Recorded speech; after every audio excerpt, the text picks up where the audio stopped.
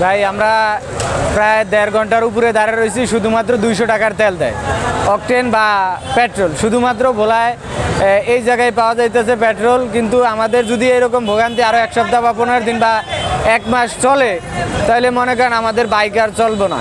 আমরা দৈনন্দিন যে জীবনের কার্যক্রম আছে এগুলা করতে অনেক ব্যাহত হয়। ইঞ্জিন চালিত যে সমস্ত জিনিস প্রায় অচলের মতোই।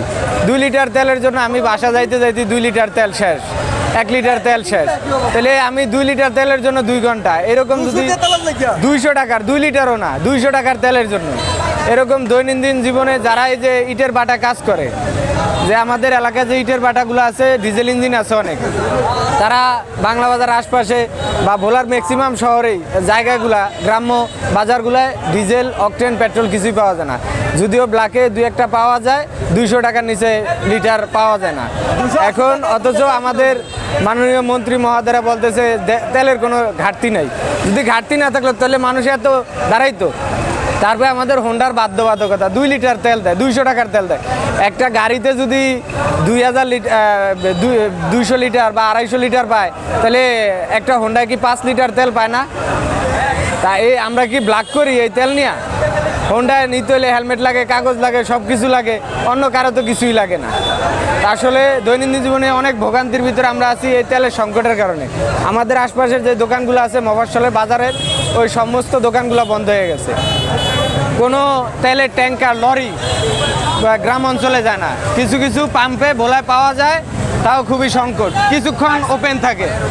হ্যাঁ ভাই, তেলের যে কি ভোগান্তি, ভোলার কোনো প্রান্তে তেলের আকাঙ্ক্ষা শুরু হয়েছে, তেলের কোথাও পাওয়া যাচ্ছে না। পাম্পে আসছি, একটা পাম্প অলরেডি বন্ধ, আরেকটা পাম্পে আসছি তেলের জন্য আমরা কাতরাইতেছি।